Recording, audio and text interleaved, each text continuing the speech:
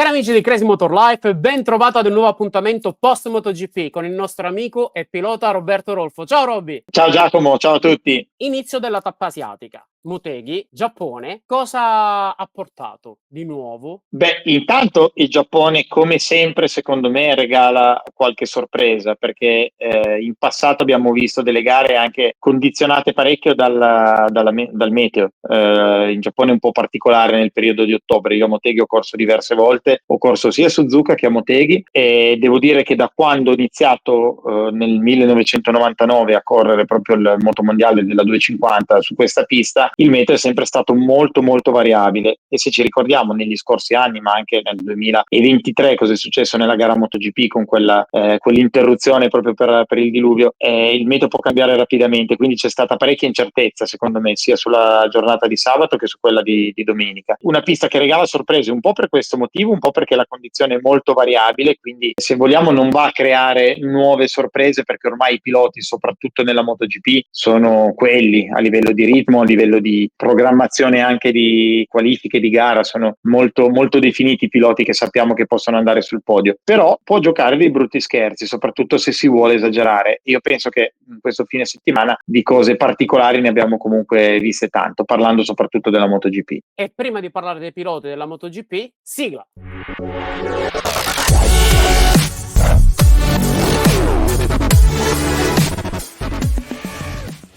Roberto, eccoci di nuovo in studio, ma la prima cosa che ci regala il Gran Premio del Giappone è un campione del mondo. David Alonso vince con 4 weekend di anticipo il titolo di World Championship. Sì, ma io mi chiedo, ma come ha corso Alonso? Come ha corso oggi, ma come ha corso tutta la stagione? Perché secondo me quello che è incredibile di questo ragazzo è che è molto molto giovane, ma sa interpretare al meglio la strategia di gara ed è dove ha fatto la differenza in tutta la stagione. Secondo me la Moto3 è una categoria particolarmente difficile da quel punto di vista perché non basta correre su se stessi, o meglio cercare di fare il passo più veloce, di fare il miglior ritmo senza commettere errori, ma bisogna anche fare tanta attenzione a chi sia intorno, perché tante volte sono gli altri a commettere errori, a coinvolgerti e ti fanno buttare via, l'abbiamo visto anche negli scorsi anni, delle occasioni incredibili. Addirittura il mondiale di Arenas, parliamo di qualche anno fa, è stato vinto ma con notevoli difficoltà perché in certe occasioni è stato centrato da altri piloti, ha perso dei punti importanti proprio quando sembrava poter arrivare comunque sul podio. La lucidità di Alonso è quello che più mi ha impressionato in tutto il campionato, 10 vittorie in tutto l'anno, quindi una quantità di vittorie incredibile, soprattutto perché bisogna pensare, non è che abbia vinto 10 volte in tutto l'anno, mancano ancora 4 gare e può ancora vincere secondo me, anzi adesso a mente libera potrà fare ancora di più. Questa gara del Giappone è stato veramente incredibile perché lui stesso ha dichiarato di non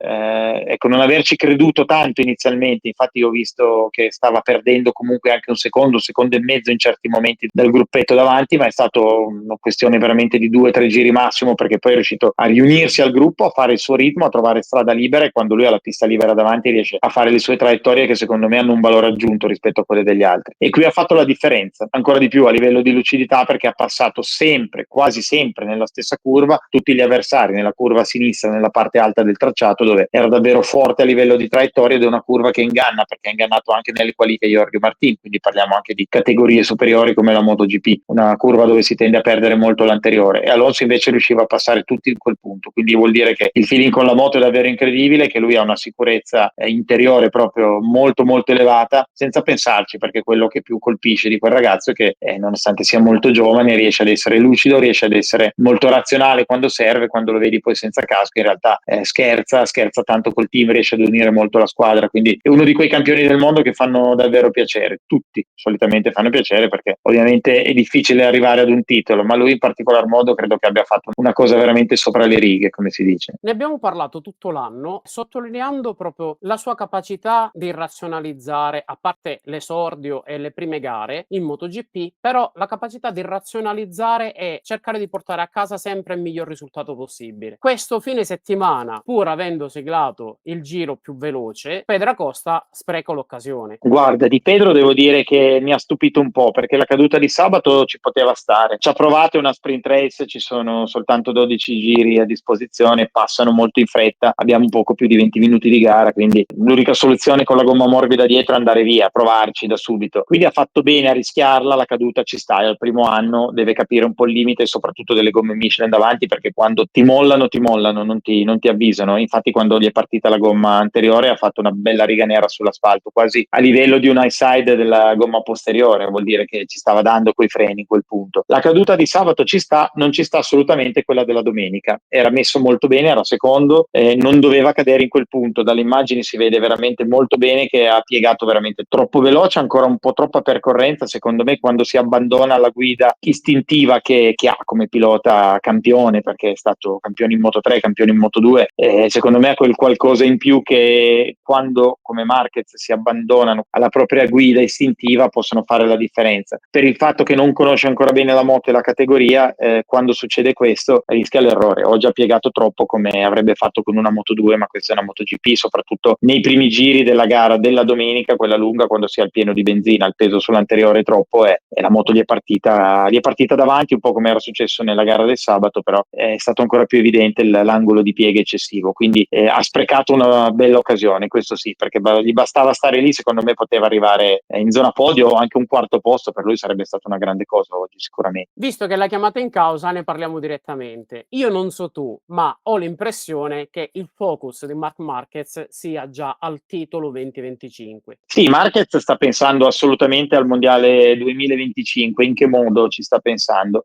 Intanto pensandoci sta andando anche più forte di prima, o meglio, ottiene risultati migliori. Prima voleva essere là davanti a tutti i costi, vincere e tante volte ha commesso degli errori, ha perso tante volte la ruota anteriore, cosa abbastanza classica di Marquez da sempre quando va a cercare il limite. Sull'ultima Honda, soprattutto quella dello scorso anno, è quello che più l'aveva tradito e l'aveva messo in crisi. Sulla Ducati ha trovato già più confidenza, ma la Moto 2023, attenzione perché non è la 2024, anche l'anno scorso Martini e Bagnaia cadevano per questa cosa, per questa mancanza di feeling sull'anteriore quando volevano andare oltre il limite. È vero che quest'anno il livello tecnico delle moto si è ancora alzato con le Ducati 2024, abbiamo visto anche da quando la possiede Martini che differenza abbia comunque fatto. E secondo me Marquez allora gli ha fatto bene il fatto di pensare già da qualche gara al Mondiale 2025, quindi pensare a non cadere, non farsi male, chiudere comunque in bellezza questo campionato e prendere il ritmo, e gli ha fatto bene perché sta ottenendo dei podi, non c'è più sceso alla fine da quando è riuscito a salirci su, che sia la gara sprint che sia la gara della domenica. Un po' troppe cadute forse nella Misano 2 per il cambio di temperatura, che secondo me gli hanno acceso ancora quella sveglia in più da dire facciamo attenzione, qui devo arrivare a poter fare bene i test di Valencia dopo l'ultima gara per prepararmi alla prossima stagione sulla Ducati ufficiale. Quindi hai visto assolutamente bene a questa cosa, perché l'atteggiamento secondo me è un po' quello di chiudere con dei podi, di chiudere andando forte, perché Marquez non è uno che si tira indietro, ma magari facendo un po' più attenzione rispetto al solito. I due contendenti al titolo invece sono maturati parecchio, sia Martin che Pecco. Martin, grazie a quella scritta miracolosa, non spreca un weekend.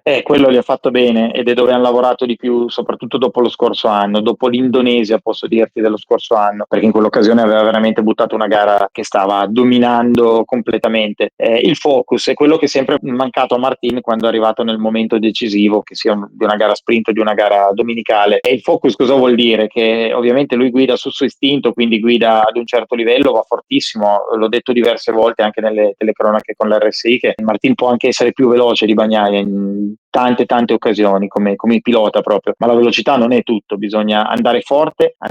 per tanti giri, non commettere errori e portare a casa dei punti e dei risultati. E purtroppo dal punto di vista mentale è mancato davvero troppe volte per poterlo definire un reale campione, non solo sulla carta come campione del mondo, ma proprio rispetto a Bagnaia, che invece è quello che alla fine riesce secondo me ad avere ancora oggi la visione di gara migliore. Però è maturato tanto Martin, si vede che questo focus è proprio una cosa, un ricordo che gli viene segnalato nel momento importante, perché quando sei in moto e completamente concentrato e abbandonato nella tua guida ti dimentichi di quello che magari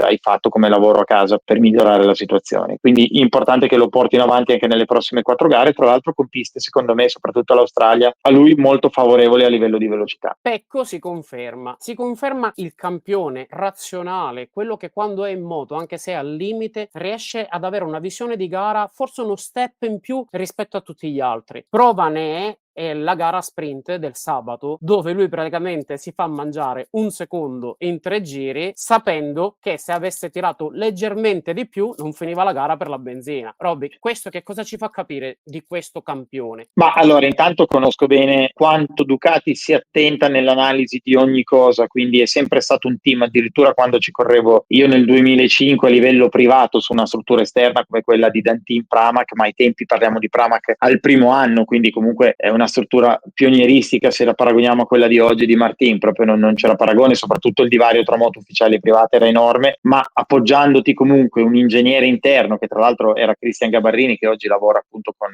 Pecco, l'attenzione che Ducati ha sempre posto anche sui team esterni nei dettagli, ed è lì che secondo me è stato costruito è stata costruita un po' la parte vincente di Ducati in questi ultimi anni, da quando hanno avuto più possibilità e gente ancora più valida a lavorare sui vari progetti, non solo MotoGP ma anche Superbike, e non solo, perché anche adesso col fuoristrada stanno figurando molto bene. L'attenzione maniacale di ogni cosa, sicuramente dai dati delle prove, e mi ricordo che già allora c'era il problema del consumo a Motegi con tutte le MotoGP, soprattutto Ducati, perché comunque è rimasta una moto con un motore molto performante. A Pecco sarà stato detto: fai attenzione, perché se hai un ritmo troppo elevato e il pattinamento della gomma posteriore aumenta, non arrivi a fine gara, dobbiamo essere giusti, devi mantenere quel tempo di riferimento. Dove sta la lucidità di Pecco dall'altra parte? Avessero probabilmente detto una cosa così a Martin, magari si sarebbe anche dimenticato, preso dalla sua velocità,